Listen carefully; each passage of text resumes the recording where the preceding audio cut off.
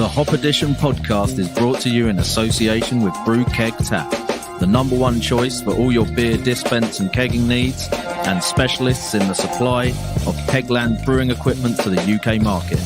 So next time you're in need of taps, kegs, or anything with a Zilla on the end, get over to brewkegtap.co.uk and tell them the Hop Edition sent you. We would also like to thank all our patrons for their continued support with running and developing the pod. If you would like to become a member and gain access to exclusive perks and benefits, head over to patreon.com/the Hop Edition podcast. Now pour yourself a cold one and enjoy the episode.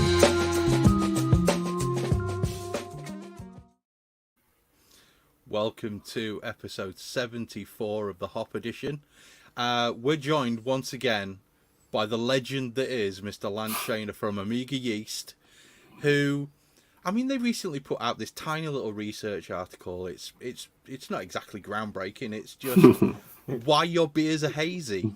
It's the entire bio pathway of how exactly your beers are hazy. But if you read deeply enough into it, it also tells you how to make them hazier, how to make them less hazy, when to dry hop, and all the other good bits and bobs. So that's what we're going to be talking about today. So thank you very much for joining us again, Lance. I realise it's a Saturday afternoon for you, but it's great to have you back on the pod, mate. Welcome back.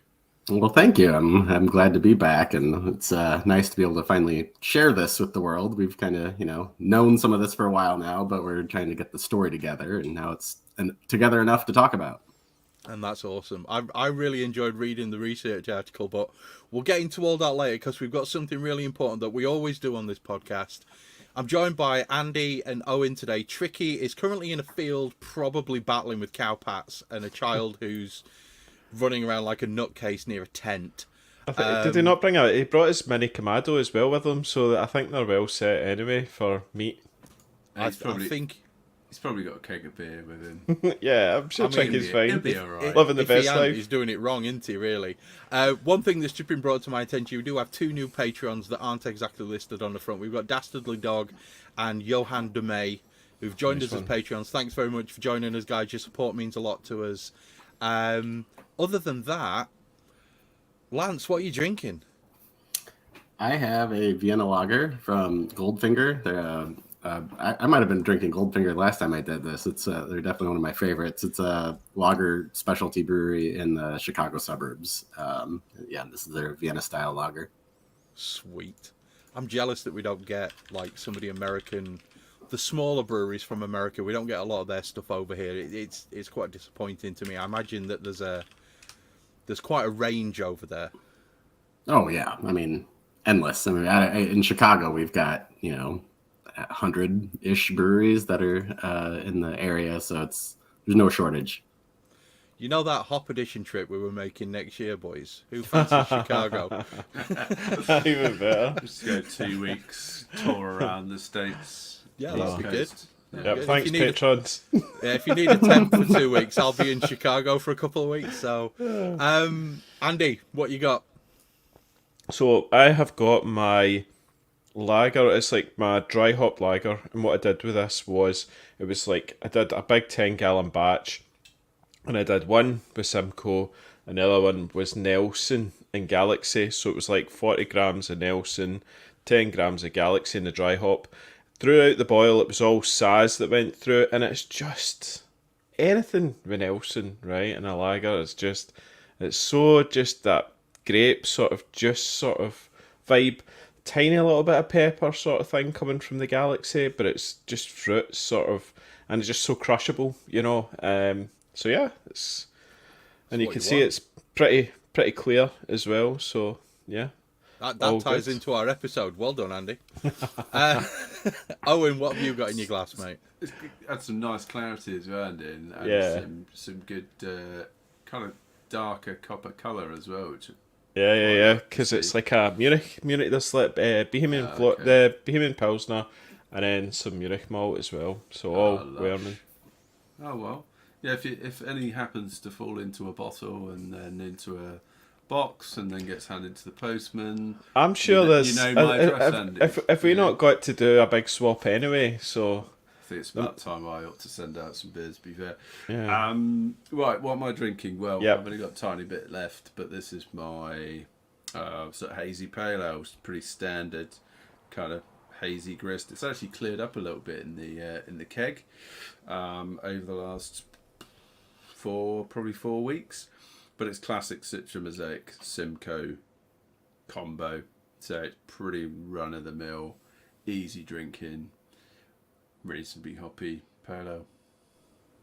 Boom. It's the go-to. You do seem to like a pale ale every now and then, Owen. I have noticed this. I am a fan of a hoppy pale ale. Yeah. I mean, who isn't? What was the yeast? Sorry, do you know the yeast? What yeast did I use? It was just London Ale 3. Dried Yep. London Ale 3. Yeah. Yep. So it's kind of pretty bog standard, what you expect down the line.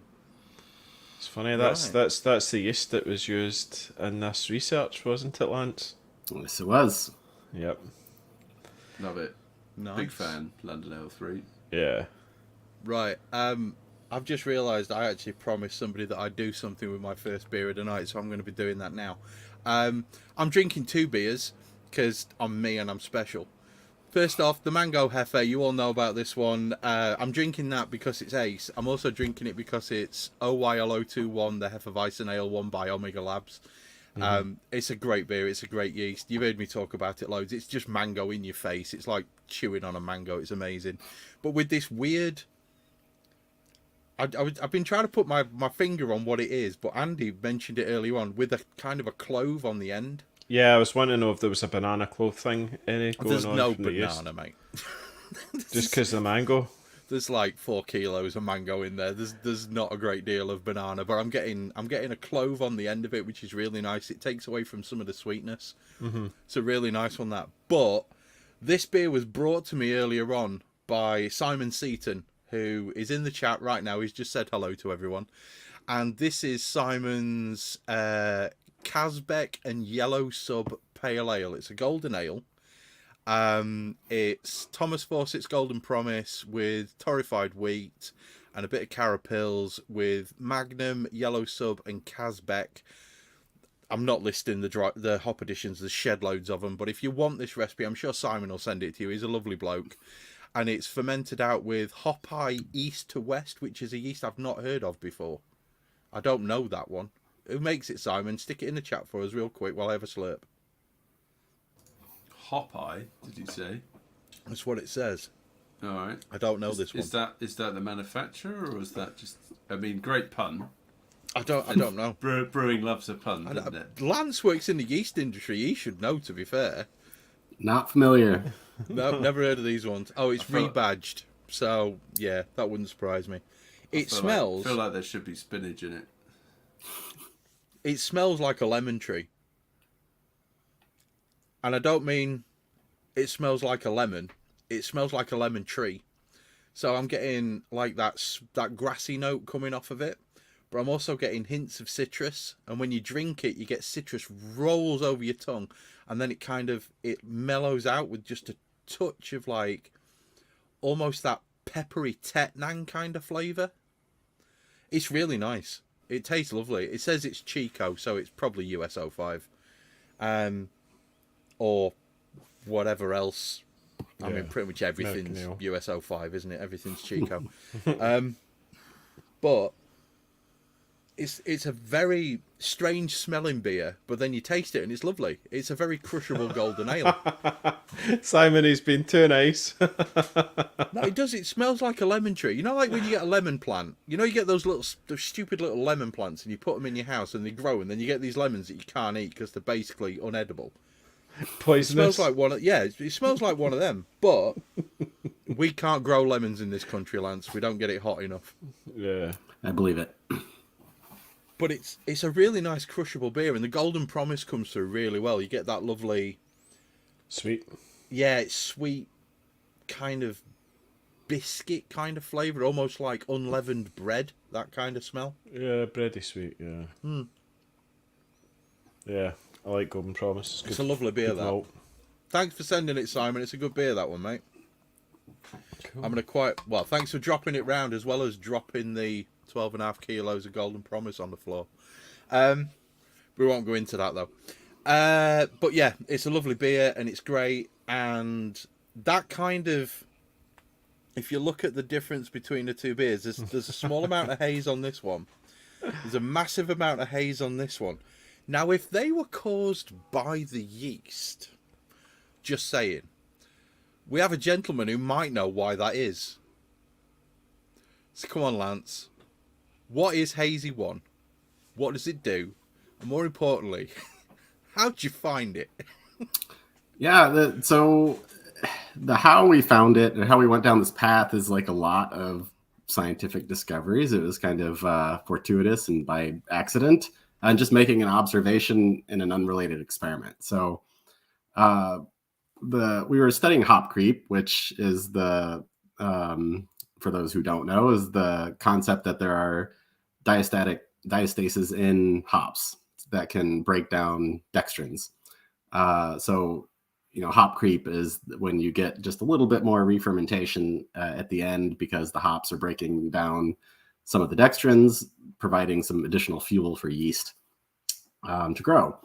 So the experiment we had set up was basically to determine if there was a point during fermentation where you could kind of accelerate hop creep. So instead of just dry hopping at the end, when the yeast is kind of done and tired and alcohol content is high, that's when you get really slow fermentation because the yeast is just not in good shape.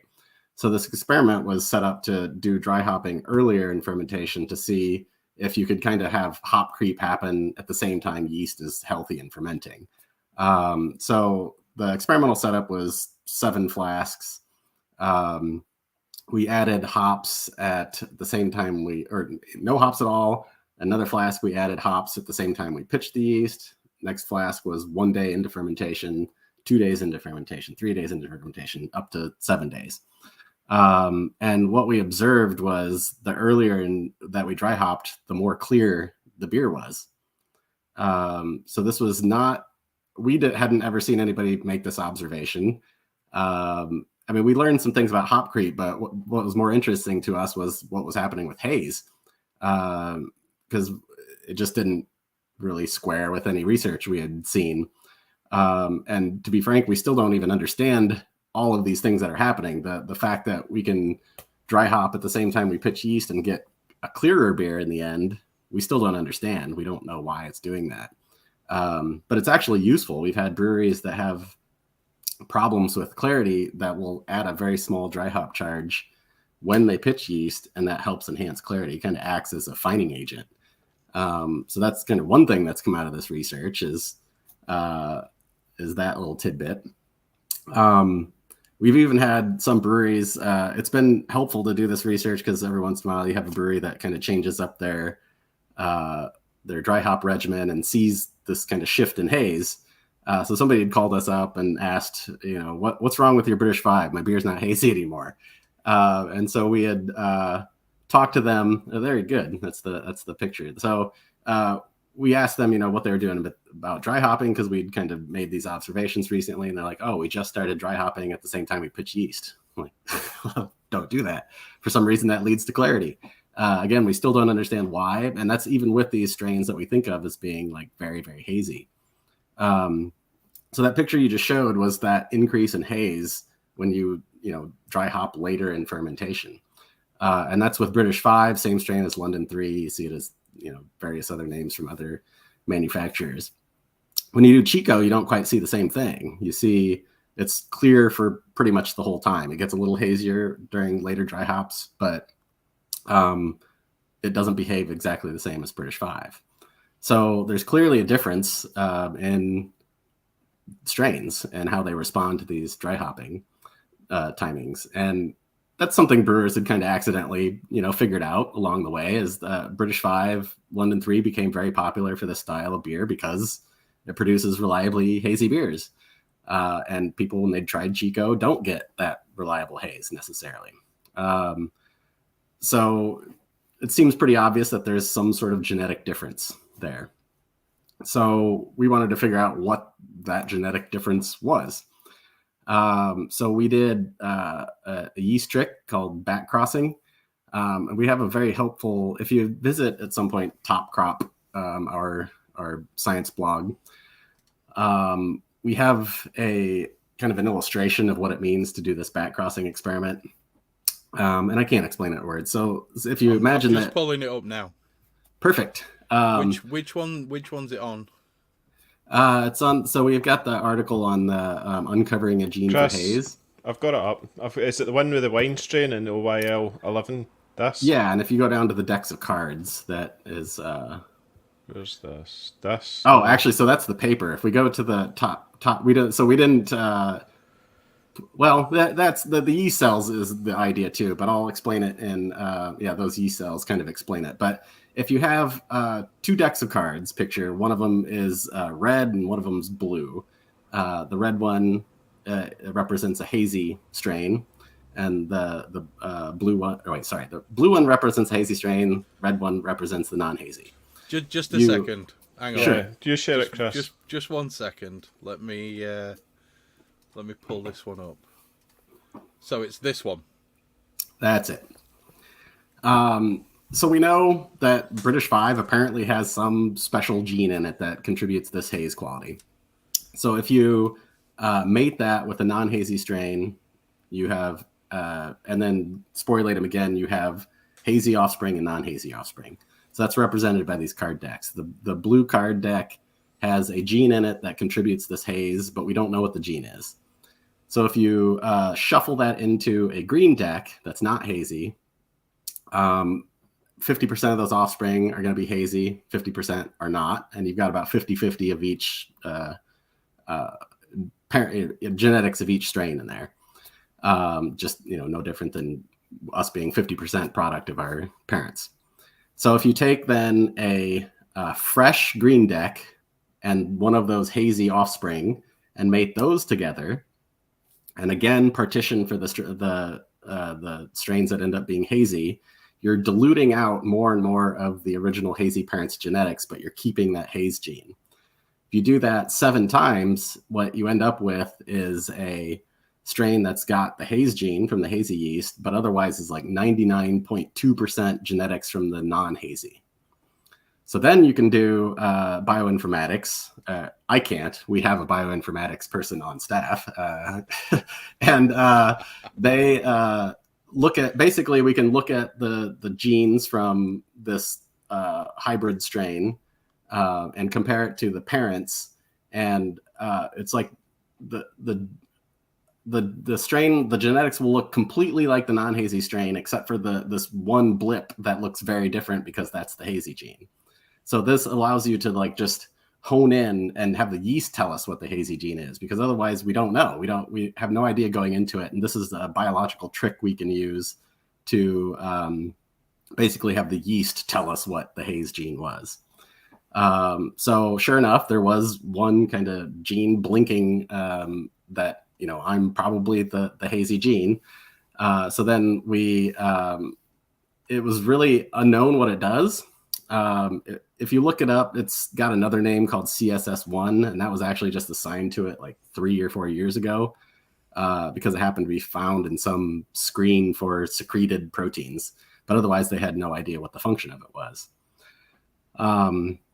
It's an interesting gene in the hazy strain or non-hazy strain. It's about 1,000 amino acids, but in the hazy one we see, it's much, much bigger.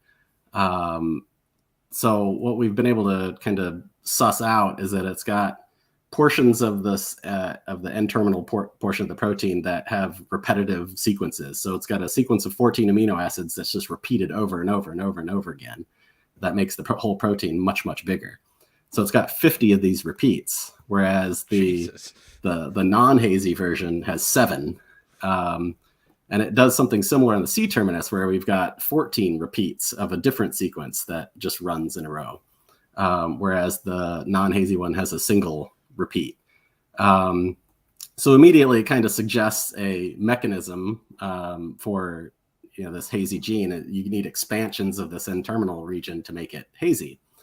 And we could take that information and now go back and look at sequence data from our whole collection and see that indeed strains that we've identified previously as being phenotypically hazy, so we put them through this Haze assay and they come up hazy, also have this expanded version of that gene.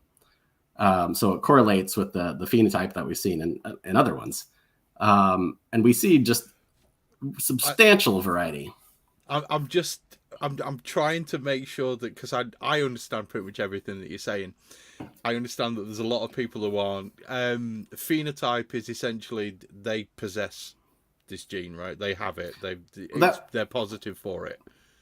Yeah, that phenotype would be the characteristic that we can see. So like brown hair, blue eyes, etc., exactly. etc. Yeah. That's why if you get like parents with two things, you've got dominant and recessive, and all the other bits and bobs. We don't need to go into all that, but 50 repeats. And that's not even the biggest. We've seen some that have up to like 70 repeats. I mean, it's just they just expand this this portion of the gene. For reasons we don't necessarily know. There's one really interesting question later on. I'm gonna bring it forward. Do you know what this gene does?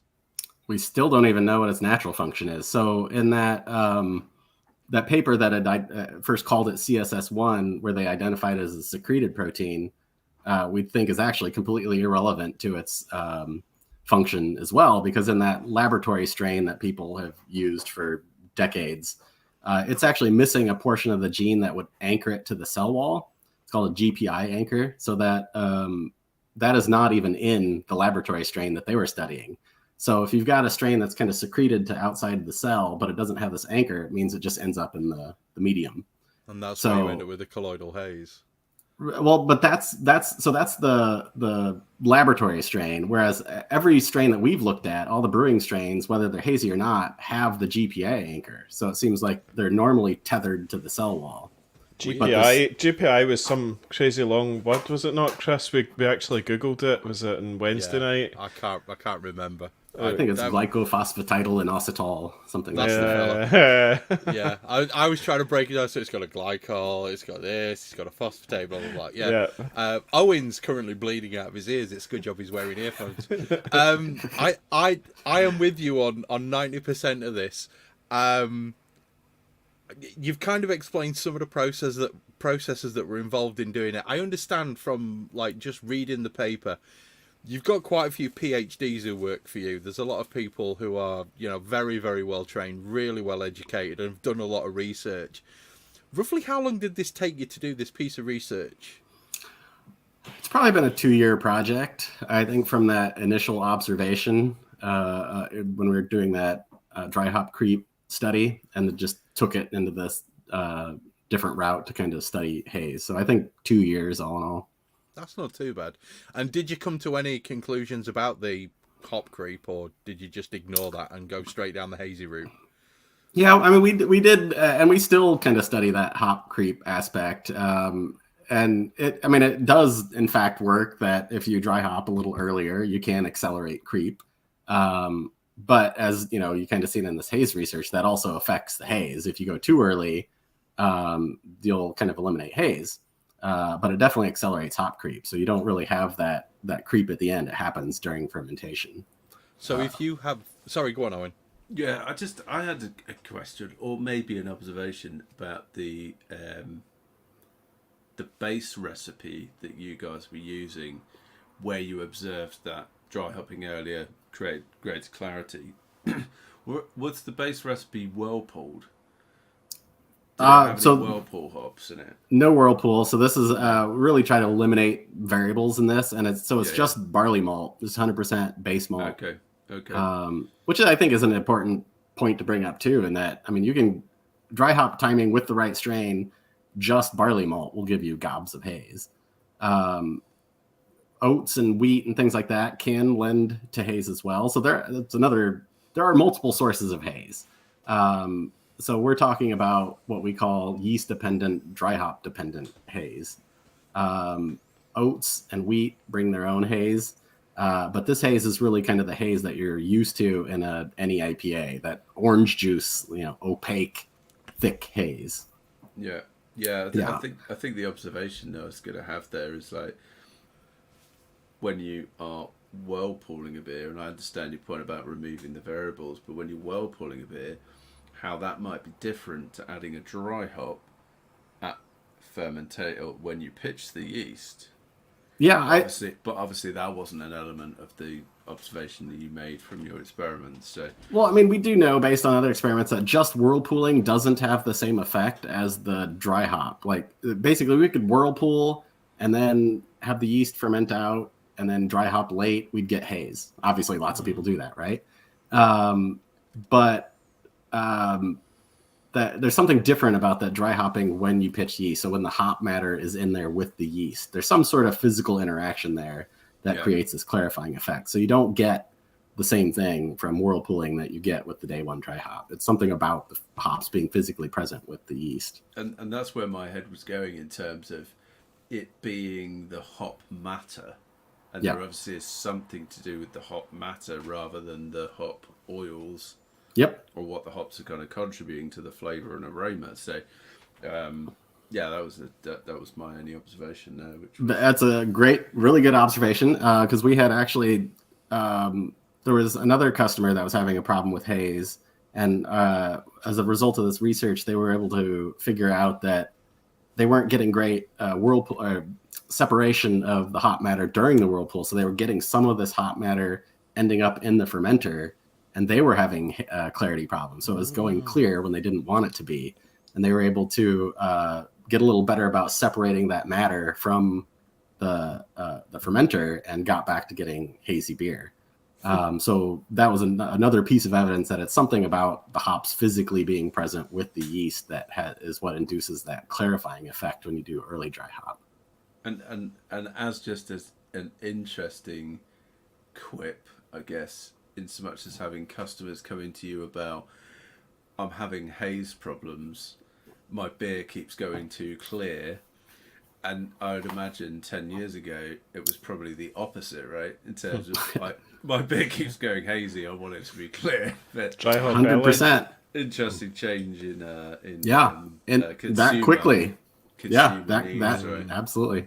Yeah, That's quickly. 10 years ago, yeah. that was absolutely, we heard that more frequently than it shifted on its head, because it definitely used to be like, I'm having these persistent haze problems. What's going on? To my haze is disappearing. What's going on? I need my bit of hazy, please. Yeah. That's incredible, to be fair. That is actually incredible.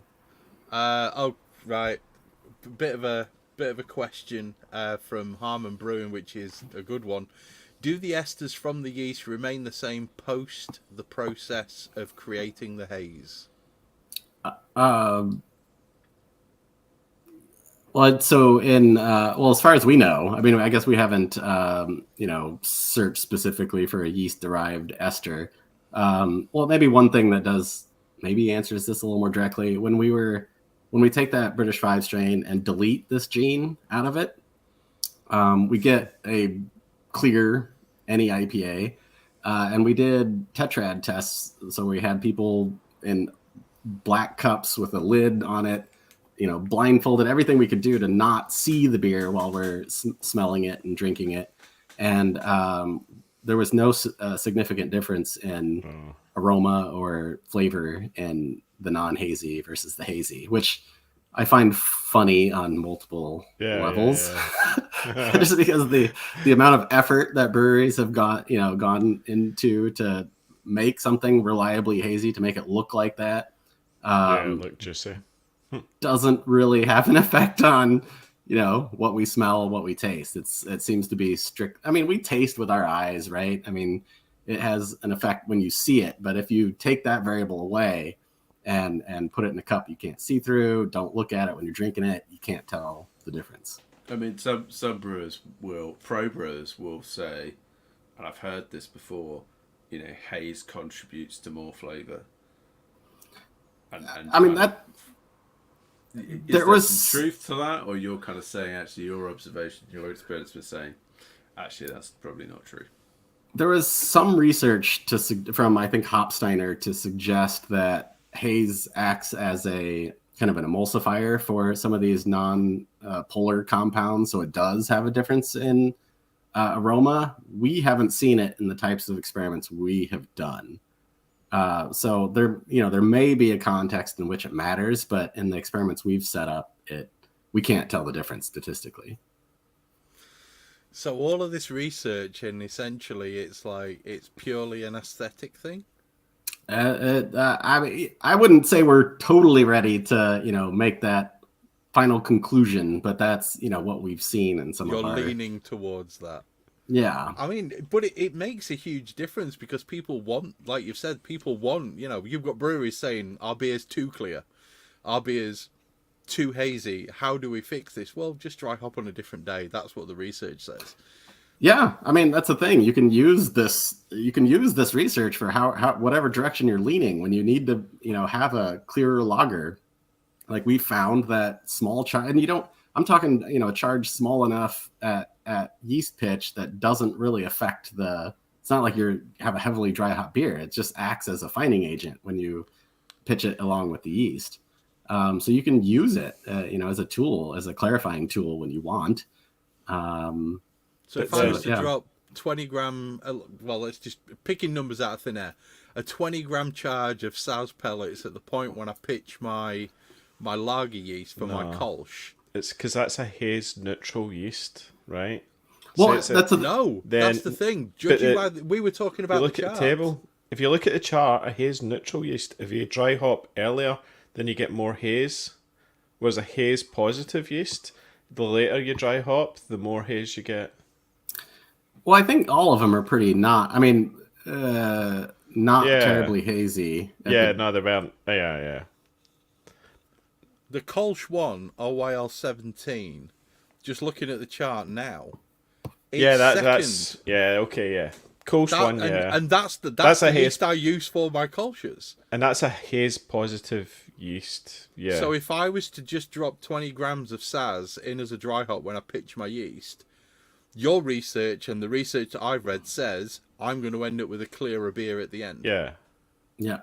Okay, well that's me solved. All my Kolsch's are going to be clear now, and I don't have to gelatin them. And what a wonderful thing! If there's a single takeaway from the value of this podcast, it's like for homebrewers, it is. That's it. That's a totally new, in my experience and knowledge, a novel concept to play with. Yeah. Not just for homebrewers, for commercial brewers as well. If you want to clear beer, drop a dry hop charge in. Yeah, and forget gelatin, just small dry hop charge when you pitch the yeast. Chris, can we share the chart that shows you the different... the one you're saying about the Kolsch 1 being on the far left? I can. Give me a second. Do you know what? I've got it. I've got it. Do you want me to do it? Yeah, no, it's here, mate. It's here. Right, okay.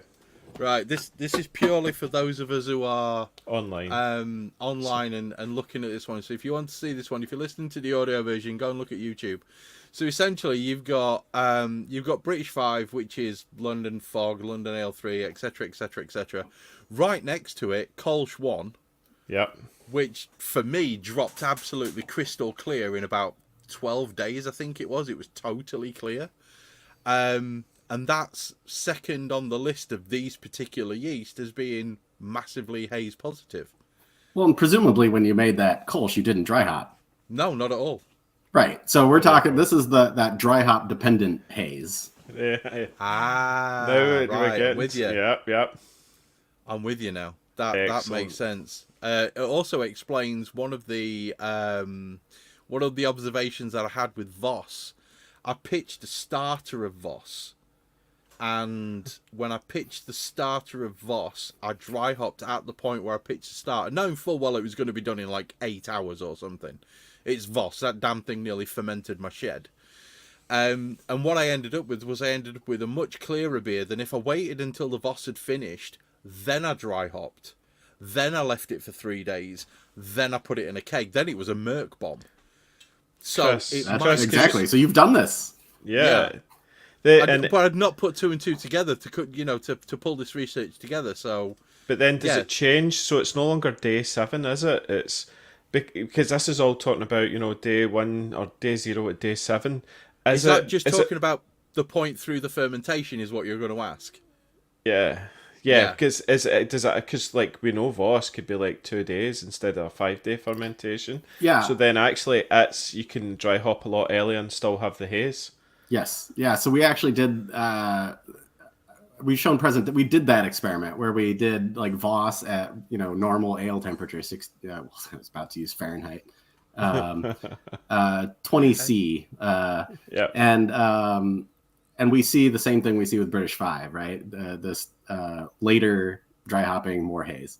When we ferment it warmer, say 33°C, it squishes everything up to the front end. So we start to get hazy sooner because it's further into fermentation faster. So it does seem to be, linked to kind of the growth phase, kind of where it's at in the growth phase when you dry hop.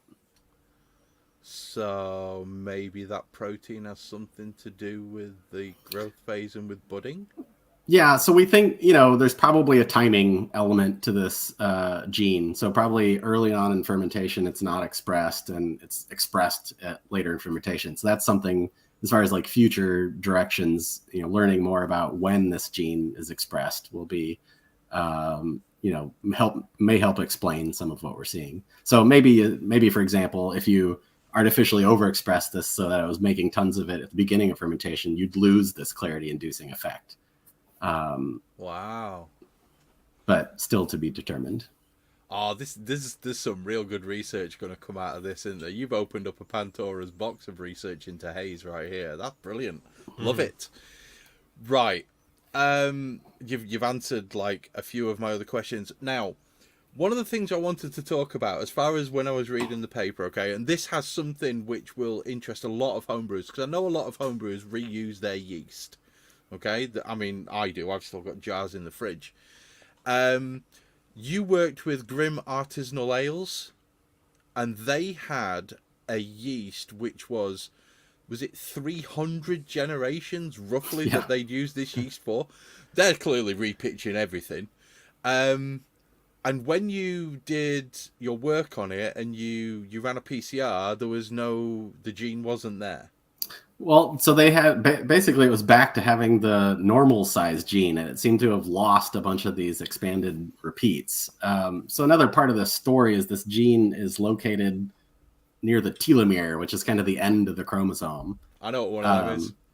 Yeah, and that happens to be a part of the chromosomes that's very susceptible to changes.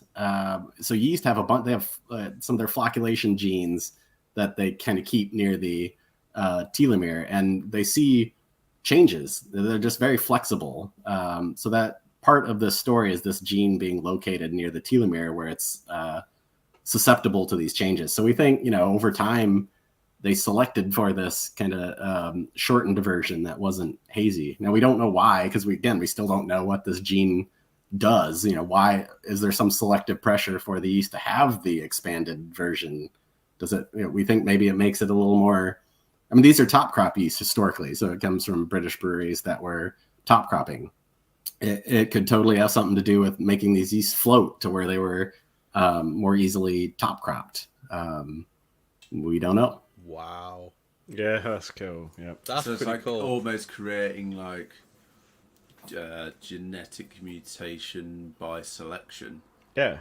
I mean, that's pretty much all genetic mutation there. Yeah. So this, happens randomly, but then it helped it float, and that's how they were harvesting. So more, so that's how the population, had more of them. So, that's kind of how this stuff happens. So literally Darwin in practice in much shorter time Absolutely. spans, pretty much. And then That's really exciting. Was it Grim Artisanal Ales were bottom cropping possibly, and hence why it get bred out? Yeah, no, I mean, May well be. 100%. It may have been. This is quality. Just to sort of explain something for everybody who's listening. So the telomeres are the bit where essentially when cells divide, the telomeres get one shorter for each division in humans. They get one shorter. It's the bit that breaks off. As the cell splits and becomes two, the DNA gets replicated or RNA gets replicated, and then basically they get pulled apart. So you got like multiple different phases during cell division, and essentially that's the bit where they anchor and they get pulled apart, and then the cell splits and you get two separate cells. Each time they split, they get smaller, which is why we age, because our telomeres get shorter and ultimately your cells can't divide as easily. So to know that this is something which is involved with the telomeres is for me as a geek, it's a big thing. It kind of explains a few things. So yeah, thanks for that. That's made me feel much better. So what you're saying, Chris, what you're saying there is that yeast also ages much like we do. Yeah, well, we are very closely related to yeast. I think I can't remember the exact number. It's something like 90% or 85% of the DNA between us and yeast is relatively the same. Yeah, I don't remember what the exact number is, but we are eukaryotes, just like yeast are eukaryotes. Yeah. We have our our chromosomes are within a nucleus, have mitochondria, all that stuff. The same thing. You can substitute, human gene for a yeast gene. It'll do the same thing a lot of times. And we both like beer, so and we both like beer. Well, it's a kind of symbiosis there. Yeah, absolutely. No, it's a wonderful thing. Question from Harmon Brewing: have you accidentally discovered the Fountain of Youth, Lance? That'd be cool, but I don't know. We'll have to see about how we can wrangle this into that. I don't know if we have a way to relate it to that yet. There's been some other really good research done if you look around the internet into telomere extension and thus extending cell longevity. So yeah, this is very, very interesting. I'm a really happy man right now. I just had sort of a general question, which perhaps Lance could shed some light on. Chris, feel free to jump in. Sort of yeast mutation. Right. So I don't fully understand how generation by generation yeast mutates and then it changes the characteristics of what, it might ferment dry, or it might push a different ester or a different phenol or do something different. How does that happen? What's going on in yeast mutation? You crack on, Lance. Yeah, every time it replicates, it makes errors in its DNA. So, but most of the time you're not going to notice because it's not going to have a perceivable effect, because we're talking about one cell amongst millions that has a particular mutation. Like, let's take phenolics as an example. So you have a Belgian yeast that has a functional version of the FDC1 gene, which is what makes those clovey aromas. You can get a mutation in that gene that makes it non-phenolic, and that can happen randomly, but you're not going to notice because you've got, millions and millions of other cells that are phenolic, so you're still smelling phenolics in it. But to come back to this kind of top cropping example, if you have a mutation in a gene that makes it not float to the top, you're not going to crop that and pitch it in the next generation, because the yeast wasn't up there when you collected yeast. So that genetic lineage is gone. So if it has some sort of advantage over its partners, then you can kind of over time select for a particular trait. So it's happening all the time. Every time the cell replicates, it's making errors. Some of them are silent, so it just doesn't result in something we perceive, or it's lost in the population. You really kind of need a selection mechanism for it to be noticeable over time. It's the difference between a Labrador and a wolf.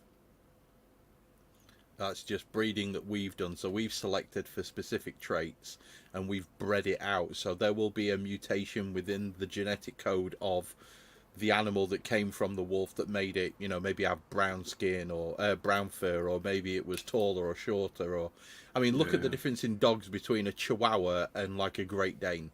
They came from the same thing, but they've just been bred down a line to be very, very different, to serve different purposes. It's just the other thousands of years to and selecting traits. But the difference between breeding a dog, which will take 3 years, you want to do the same thing with the yeast, it probably takes 40 minutes. Yeah, and if you have like a selection, like you could, if you had some sort of, say, the FDC1 mutation, for example, if there was some drug that you could put in that made the yeast that had that mutation live, then you could select out of this population of millions of cells the strain that had that change happen. So there are some traits where you can do things like that, and it'll happen naturally. You can select for it that way, and floating and harvesting is a way that we can select for it naturally too, when that's the trait we're looking at. It's pretty cool. Like, that's crazy, yeah. So I think that was really useful because it kind of answered one of the questions for me, which was you can't avoid yeast mutating. That's just a natural occurrence of what yeast does. It's just that's what it does, and it's not something that you as a brewer can influence. But then, necessarily. But we've stopped that because what we're doing is we're banking the yeast. Yeah. And then, we don't let it mutate anymore. So traditional breweries would have let it mutate. Now everything's all set now. Yeah. It's like the equivalent of like saving your computer game and being able to like go back to check. Yeah.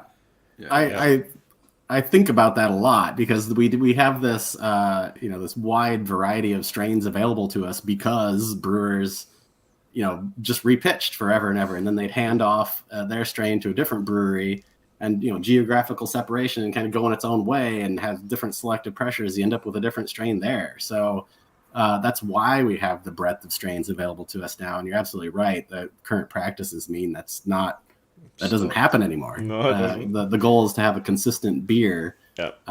And to do that, you really kind of have to go back to that starting culture because the yeast would go off on its own path if you didn't.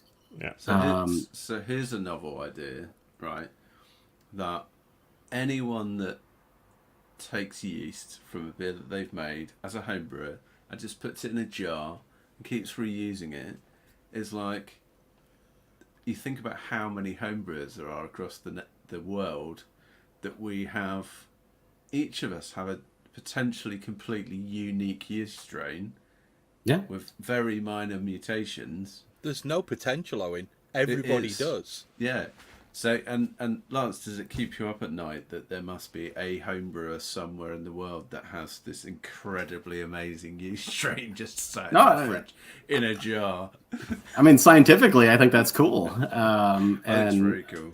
Yeah, and and while that's kind of what has happened to brewing cultures now, that's why we now purposefully change things. So we can take a strain that we like.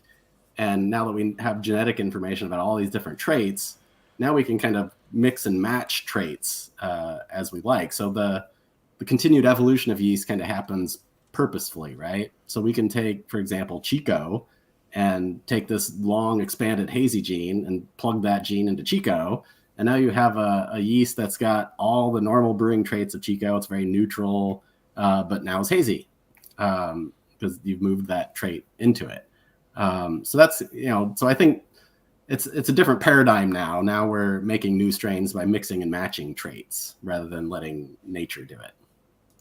So let's imagine we fast forward 2,000 years and we're in the decade of Star Trek, and you might be able to just go, I want a yeast, and I'd be able to completely design the characteristics of what yeast I want, and then a computer be able to just punch out that yeast.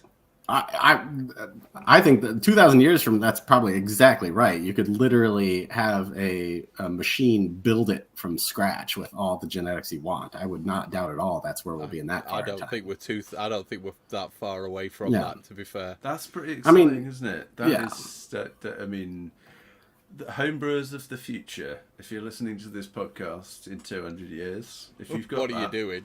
I'm really jealous because that sounds great fun.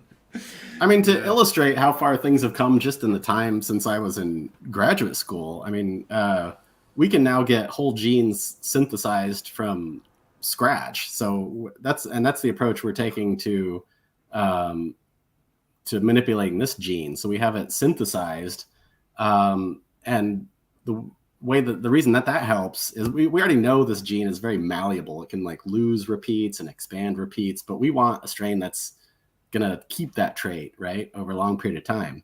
So we can have that gene synthesized and codon optimize it. So we can basically, even though it has a repetitive, results in the same protein that's got all these repetitive, amino acids, we can code it with different codons because there's, I don't know, it's like 6 different codons that code for serine, and there's a lot of serines in this.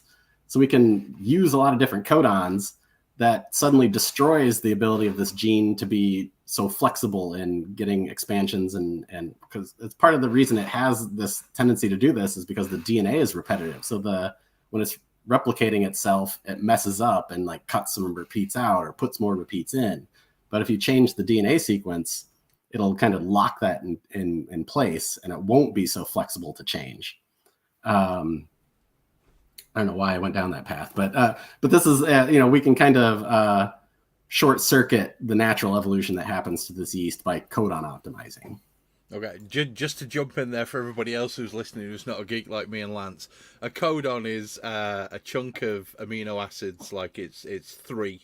So you've got T, C, G, and A, and they mix up in different ways, and you can code them in, and essentially you end up with like one of them. So a single codon codes for a amino acid within a chain when you're building a protein.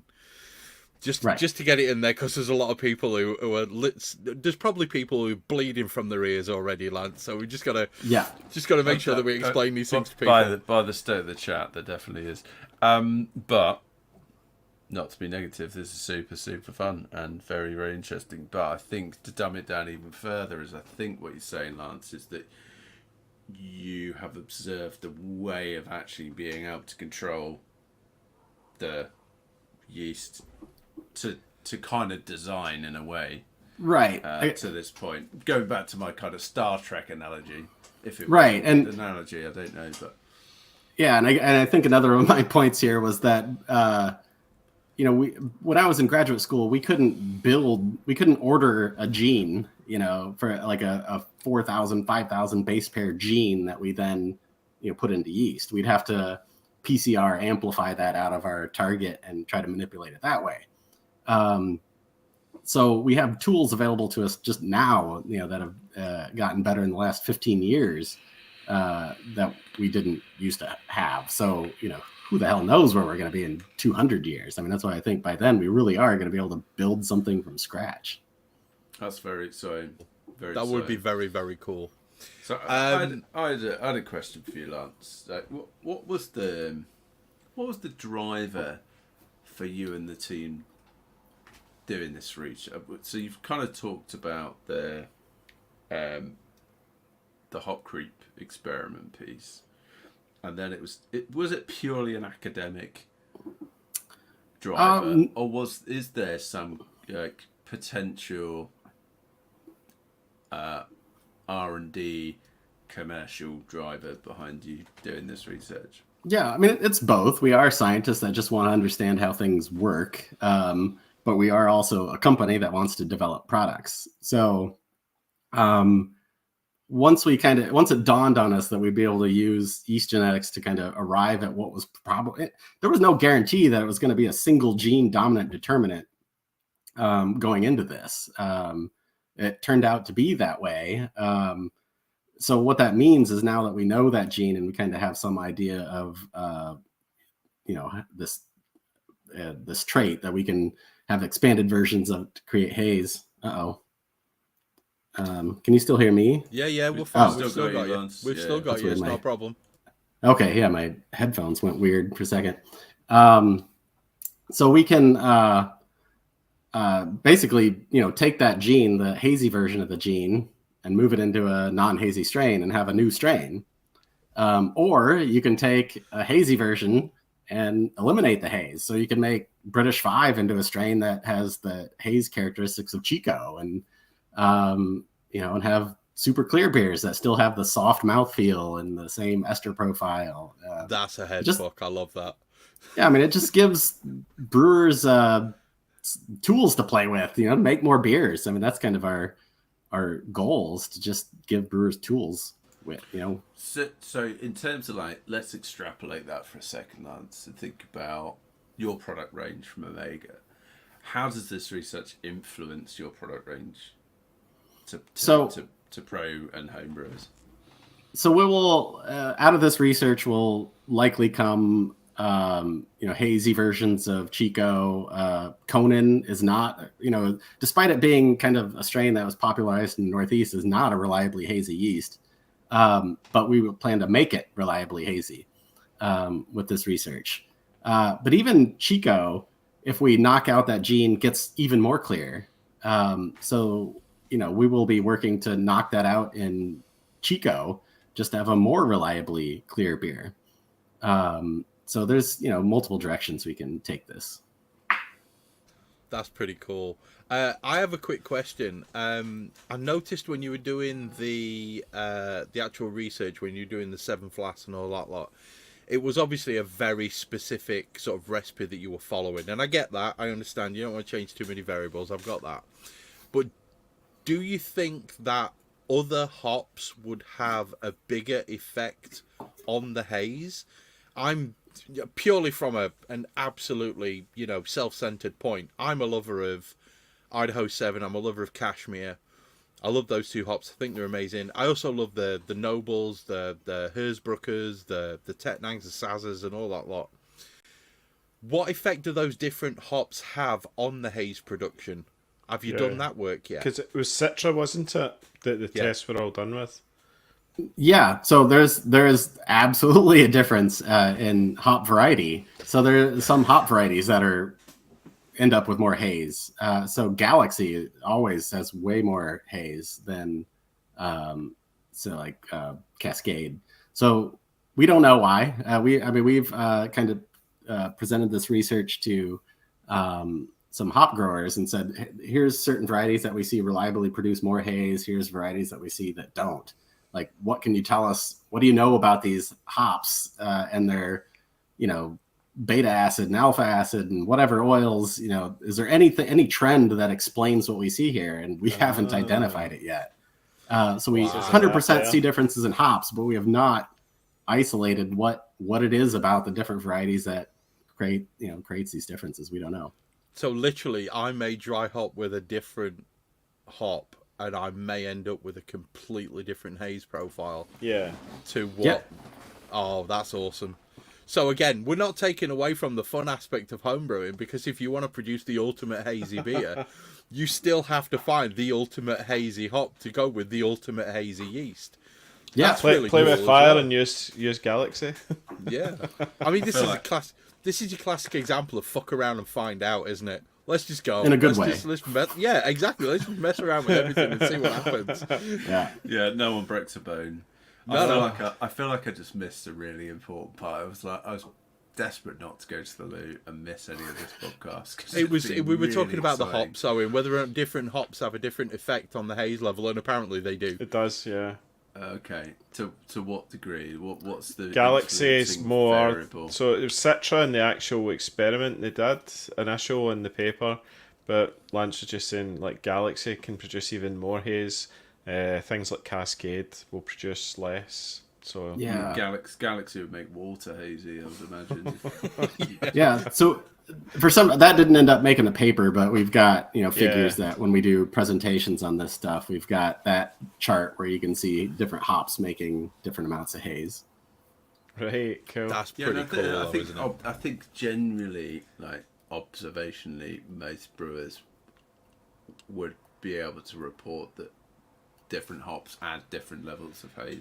I've always found Sabro has been like a real Muck. Sabro's a haze. merc bomb. Yeah, When you proper dry merc hop with bomb. Sabro, it's If you Yeah, mix done that. Galaxy and Sabro together, you just get yogurt. Yeah. In my experience. Yeah.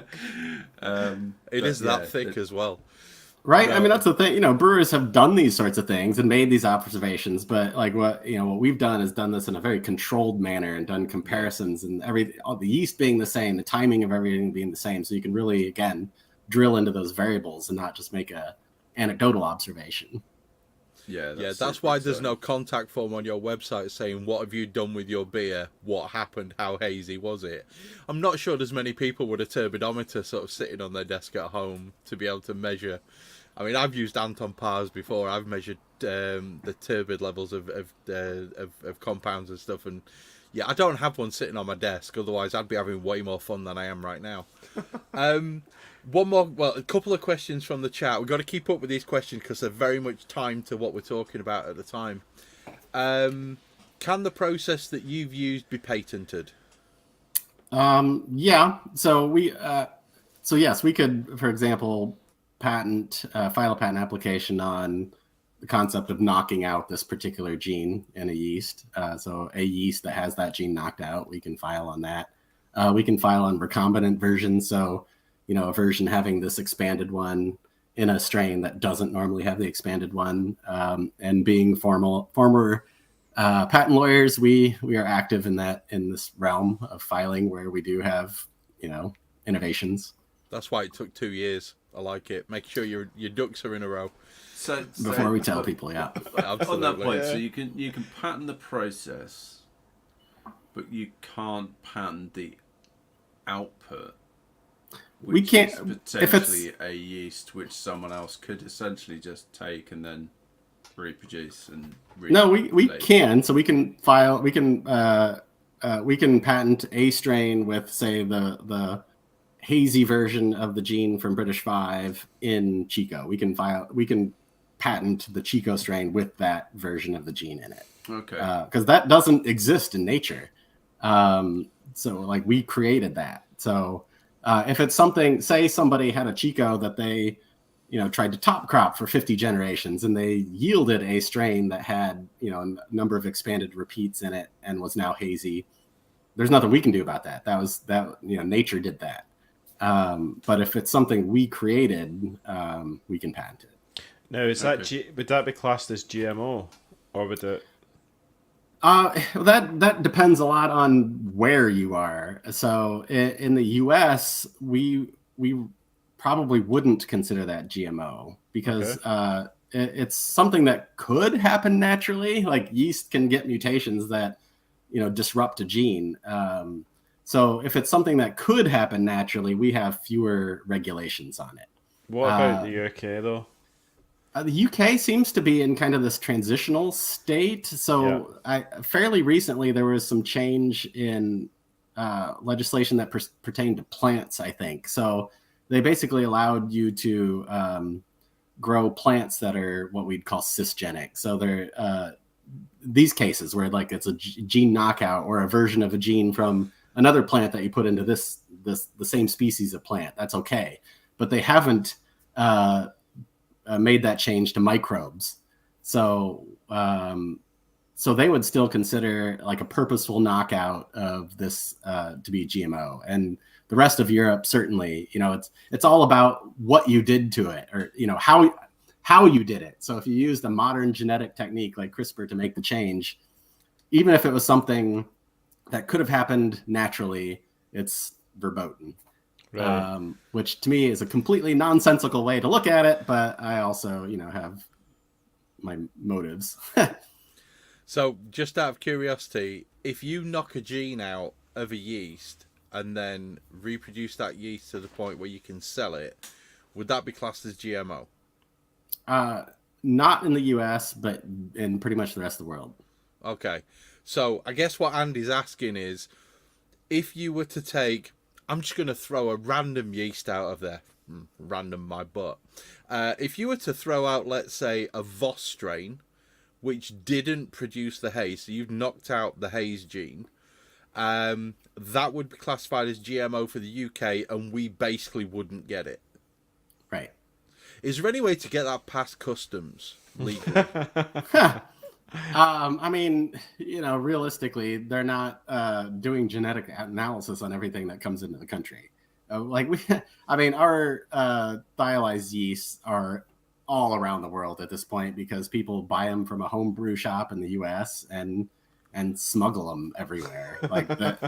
We have no hand in that. Like they will find ways to if we know somebody's asking for it from another country, we do not ship it to them. But people are enterprising and figure out how to get these things. Right, we need to go to Chicago, boys. I'm taking a big suitcase and a shitload of cold packs. Right, It's like the entire Mega Yeast. Everything's coming back with me in a suitcase. What's this? It's a new energy drink, mate. That's what it is. It's beer samples. Beer samples. That's what we're going for. So you've kind of already answered this question before we get excited. I imagine your can's dry right now, Lance. What are the implications of the discovery of this gene and this protein for the genetic manipulation of other strains? And you've already answered this. Can we knock out other yeast to produce super clear strains or add it to other strains to produce hazy? I ask this question specifically because I really want a lager, like a genuine bottom fermenting lager yeast, which is going to give me reliable haze for making my beers, which these guys won't allow me to call lagers, but so I've been forced to call it a nipple. It's a New England India pale lager.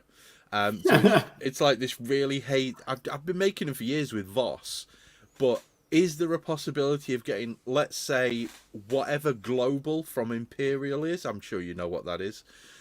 Is there a possibility of me getting some of this as obviously an energy drink in a pouch so that it gets through customs, shipped to the UK so I can have a reliable, low temperature fermenting yeast, a bottom cropper that will give me a reliable haze production? I mean, not directly from me. Unless I was to come on holidays to Chicago and accidentally pick one up. And well, I mean, that is an interesting. We don't know how many people like you there are that want that. There's no one like lager. Me. Yeah, Nobody's want that. That want that consistent haze in a lager, because I mean that's definitely something we've seen from the lager yeast is that by and large they are not hazy. Like they all have the short version of that gene. I don't know what the market is for a reliably hazy lager, so it's something we could make and put out there and see, but that doesn't exist yet. I'll tell you now, Lance. It's one. N equals 1. Absolutely, N equals 1. Weirdly enough, we've just had you're basically doing a massive favour, Lance. Yeah. Well, I mean, we might do it for science. There you go. You see, science benefits, people.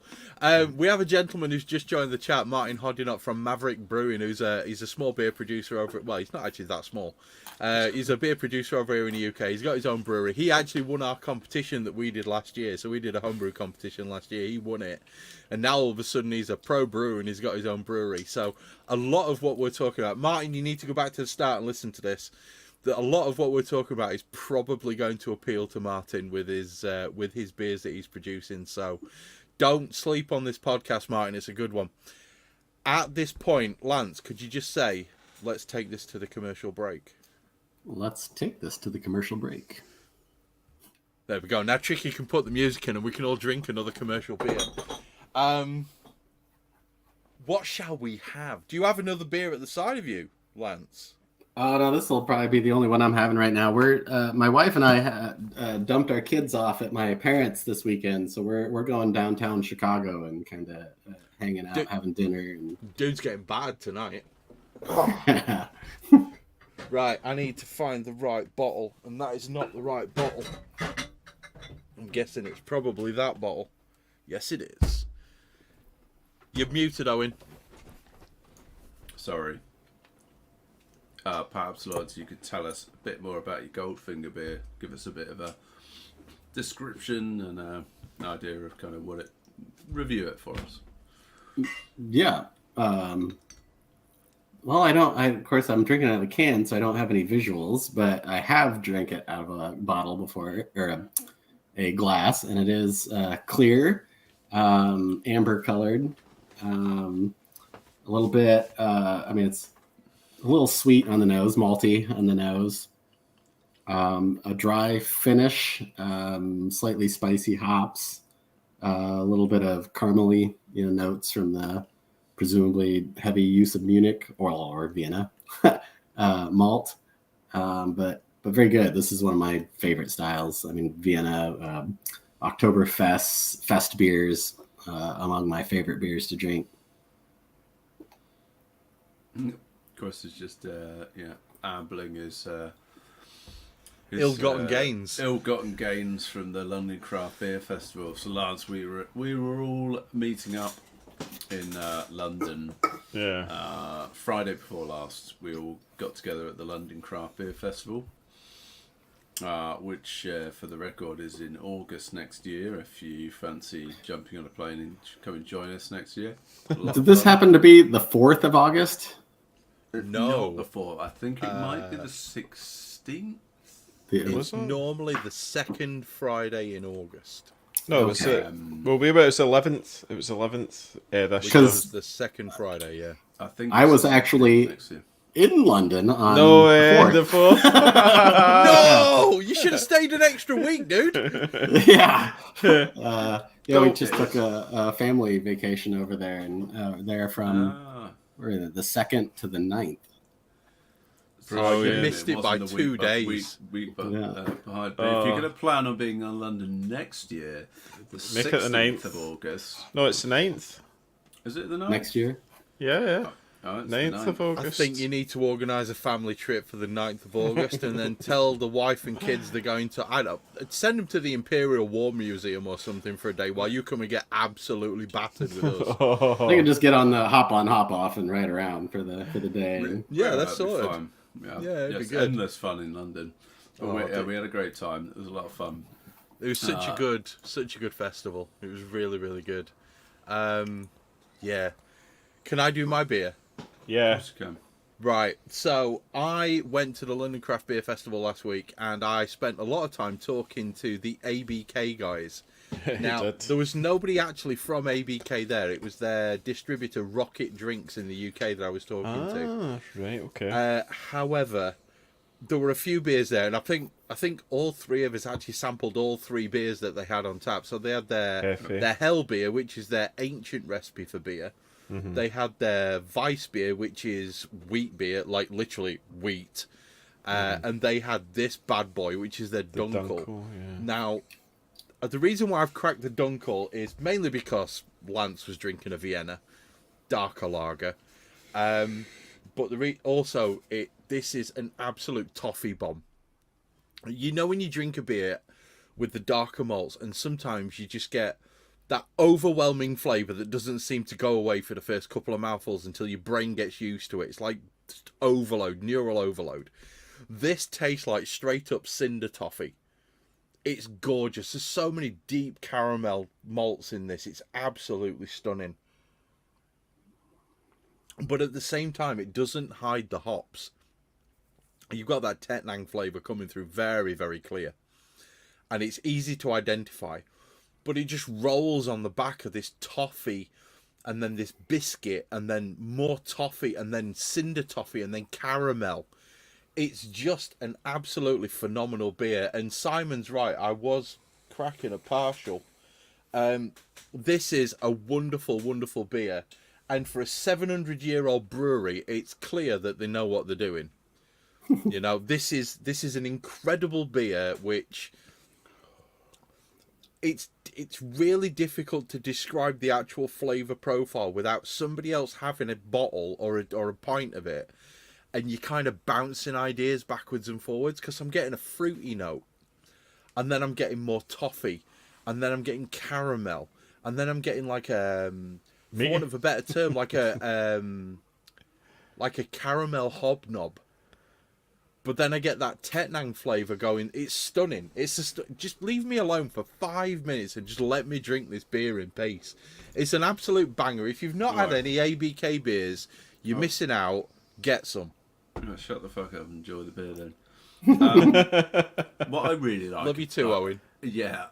It's like, leave me alone. Well, stop bloody talking about it then. What I really like about that dark lager is like there's an element of like umami.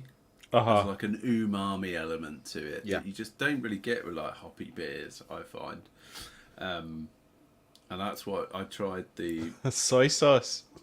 Yeah, cherries. That was soy sauce. Cherries is what it's coming I remember through. trying the dark Budvar at London Craft Beer Festival, and that had like a real nice umami vibe as well. As super clean as well, though. It was very clean. It was such a good beer. Easy drinking. Such a good beer. And I could only imagine if you went and drank that in the Czech Republic at the Budvar brewery, it would be it's not at travelled. least twice as good. Yeah. Maybe we'll find out next year. I think we ought to, really. Well, I'm drinking a double dry hopped double IPA. It's been a while. I haven't had a dipper for a while. Since breakfast. It used to be like the commercial go-to was always a double IPA. It's been a while since that's been the case. It's from Salt Brewery. Right, yeah. It's the classic iCat. It was a supermarket purchase. They had that. They had that LCBF. I had it. It is, yeah. Yep. And it's a real banger, actually. It's really, really tasty. It's quite thick. It's thick. It's a thick. It's not like mega hazy. It's not like Merc Bomb. It's definitely got a big, thick mouthfeel, as you'd Is expect. it Columbus? It's quite beer. dank, I think. Is it dank? Or is it? Yeah, it's got a dank element. It's definitely very citrus. Like I would say, it's heavy dry hop of. I'd probably say it's Citra Mosaic generally. I don't think it says what hops are in it. I think at the brewery it did. Well, LCBF it said.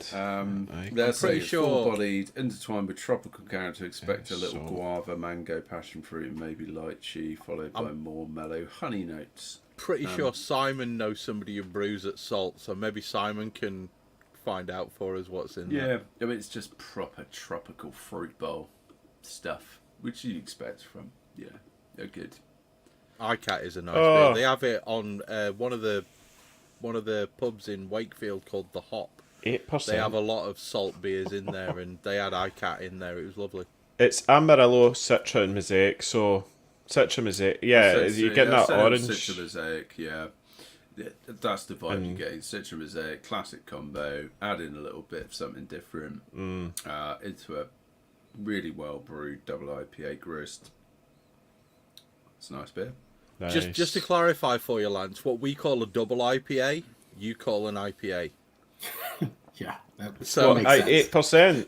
Yeah, 8%, 6 to 8 is pretty much a normal IPA over in the States. Unfortunately, I would like them if they were a little more sessionable. Yeah. I would say actually in the UK, we've gone kind of full circle actually, and I've kind of gone back to our session roots, and an awful lot more breweries are now making Sesh beers. very very low ABV beers. That was the whole Almost theme. Table beers. It was but almost they've gone hazy table beers. LCBF was very much low ABV, wasn't it? It was like a lot lower. It was. I would say 60% of the beers were probably under 5% or 5% and under. And it's much more enjoyable in terms of wanting to have a session. You know, we drank for 12 hours, probably. About that. Well, you guys did. I was on a train. I did, and you can't do that when you're drinking 8% beers. No. That's just not gonna. Not remember it anyway. Yeah. Yeah. Not survive it, to be fair. Yeah. No, we've had. I've got a question for you, Lance. Remind me to ask you about ABV when we get to the end of Andy's review, because Andy's going to need a moment to describe his beer. I've got right. Shall I go? Go on then, mate. Right. Okay. So I have got one of our favourites. If it will come in, it's Duration. Duration. And it's Dripping Pitch. It's called. It's a West Coast IPA, and it's almost like total classic sort of pine, sort of grapefruity notes coming through. That orange sort of rind type, like sweet orange type thing because of I think with the malts and that. So I looked it up there, and it's Amarillo, Citra, and Columbus, and it's like the dankness. You know Columbus is like, it's that super dank sort of like slight pine, but just absolute banger. And it's the malts. It's got pale and Vienna, so that it isn't. See to me. Oh, there we go. Actually, it's quite lightish, but it's still got a slight sort of thing, bit of colour to it. but you get that sweetness as well. I suppose with alcohol, it's 6.7%. So yeah, I think the dry hop that one too early. Sorry. That doesn't sound dissimilar to the beer that I made yesterday, Cali which August. which was Maris Otter and Vienna with Citra Mosaic Columbus Chinook, Wow. fermented with Ebergarden Kvike. Right, okay. So that's your bestie. It's not going to be... Well, the thing with Ebergarden... Is that a pale? It's a weird yeast. I'd be interested in whether Lance has looked at Ebergarden as a yeast strain before. It has this weird way, apparently, of accentuating bitterness. Right. Anecdotally, that's kind of...